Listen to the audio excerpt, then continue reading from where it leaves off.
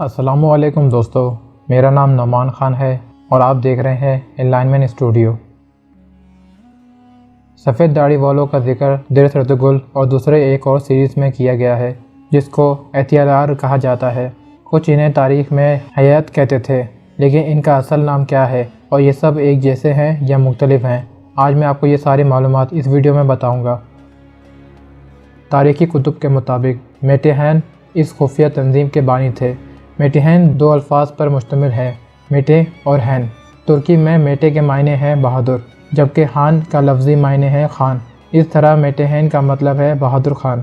لیکن پایات عبدالحمید اور درس ٹی وی سیریز میں نہ ہی ان سفید داڑھی والوں کی تنظیم کے بارے میں اور نہ ہی اس تنظیم کے بانی کے بارے میں کہیں بھی ذکر کیا گیا ہے۔ جیسے کہ آپ ٹی وی سیریز درس ارطغرل میں دیکھ سکتے ہیں کہ ارطغرل غازی بھی ان سفید داڑھی والوں کی خفیہ تنظیم کا ایک حصہ تھا، جو انہیں صحیح مشورے اور خفیہ معلومات دے رہے ہوتے ہیں۔ پھر بعد میں یہ معلومات کا سلسلہ عثمان غازی پر منتقل کیا گیا تھا۔ کیا آپ نے کبھی سوچا ہے کہ کس طرح عثمان غازی نے ایک قبیلے سے کسی معلومات اور فوجی طاقت کے بغیر سلطنت تعمیر کی تھی؟ عثمان غازی کی حمایت کرنے کے لیے کسی خفیہ ذرائع کا ہونا بھی ضروری تھا۔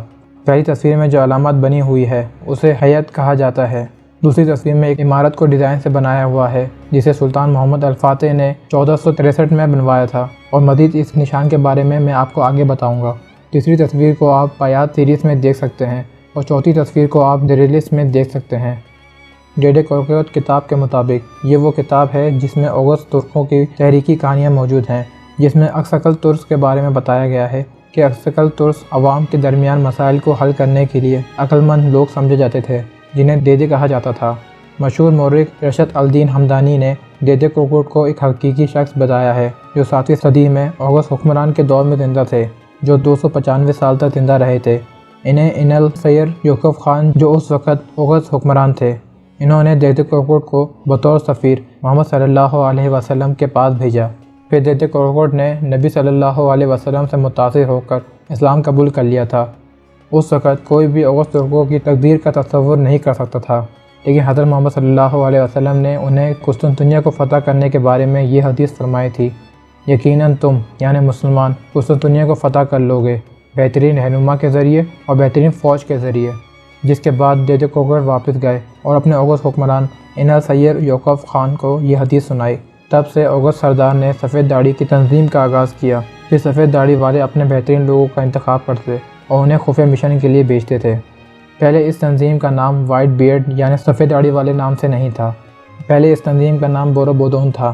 یہ تنظیم 608 عیسوی میں وجود میں آئی تھی اور اس کے بانی اوغز قبیلے کے سردار تھے۔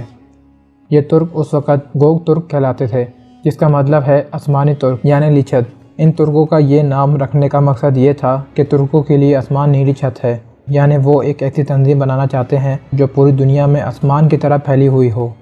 گوگ ترک ترکوں کی پہلی سلطنت تھی۔ اس سے پہلے ترک خانہ بدوشوں والی زندگی گزارا کرتے تھے۔ ترکوں کی پہلی خفیہ تنظیم بورو بودون کی بنیاد وزیر بلگے تونیوکو نے رکھی تھی۔ اس وقت یہ صرف 50 لوگوں پر مشتمل تھی۔ اس وقت ان کی تنظیم کا نشان یہ بھیڑیا کا سر تھا، اگرچہ یہ نشان پہلے سے ہی ترکوں کی قوم کی نمائندگی کرتا تھا، جس وجہ سے یہ تنظیم اس نام اور نشان سے مشہور نہیں ہو سکی تھی۔ بعد میں آہستہ آہستہ بدل کر اس کو ایکسیکل یعنی سفید داڑھی والوں کے نام سے مشہور ہو گئی تھی اور بورو بودون نام کو بھلا دیا گیا۔ یہاں تک کہ سلجوق سلطنت کے قائم میں بھی یہ خفیہ تنظیم شامل تھی۔ عثمان غازی کے والد یعنی ارطغرل غازی اور دادا یعنی سلیمان شاہ بھی اس تنظیم کا حصہ تھے۔ سلیمان شاہ سے لے کر عثمان غازی تک کوئی بھی حکمران ایسا نہیں تھا جو ان ایکسیکل یعنی سفید داڑھی والوں کی اجازت کے بغیر جنگ پہ جاتے۔ روم کی سلجوق سلطنت بھی انہی روایت پر چلتے رہے۔ عثمانی سلطنت نے فیصلہ سازی کے عمل میں بھی اس خفیہ تنظیم کا استعمال یقینی طور پر شروع کیا تھا۔ ترکوں کی ہر جنگ میں 4 طرح کے سپاہی ہوتے تھے۔ پہلی قسم کے اکنجیز کہلاتے تھے، یہ ہر جنگ میں اپنے گھوڑوں کے ساتھ فرنٹ لائن پر لڑتے اور ثابت قدم رہتے۔ دوسرے قسم کے دیریلر کہلاتے تھے، جو جنگ میں خفیہ پیغام دینے کا کام سر انجام دیتے تھے۔ تیسرے وہ جو سفید داڑھی والوں کے نام سے مشہور تھے، ان کا کام تھا تمام علاقوں کی معلومات دینا۔ پھر آخر میں وہ عام سپاہی تھے جو میدان میں جنگ لڑتے تھے۔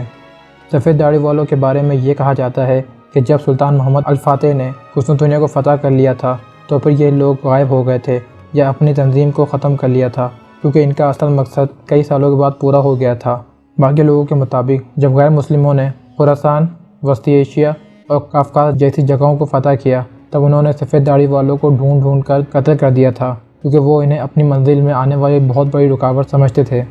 इन सफ़ेद दाढ़ी वालों का असल मकसद था उस दुनिया को फ़तह करना और इस्लाम को पूरी दुनिया में फैलाना। मशहूर सूफ़ी आही इमरान भी इन सफ़ेद दाढ़ी वालों में शामिल थे। इस खुफिया तंजीम के निशान वक्त के साथ साथ तब्दील होता रहा।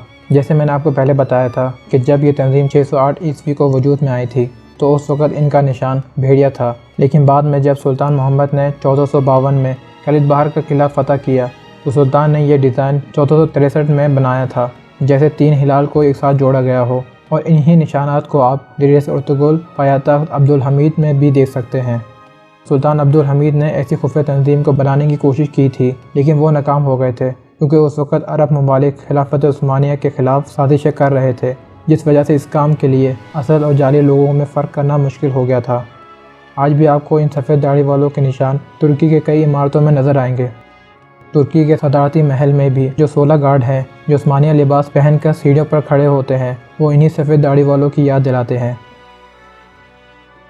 अगर मेरी इस वीडियो से आपकी नॉलेज में इजाफा हुआ हो तो इस वीडियो को लाइक करें, दोस्तों के साथ शेयर करें, और अगर अभी तक आपने हमारे चैनल को सब्सक्राइब नहीं किया तो सब्सक्राइब करके बेल आइकन को दबा दें। मिलते हैं किसी अगली इन्फॉर्मेटिव वीडियो के साथ, तब तक के लिए thanks for watching this video. अल्लाह हाफ़िज़।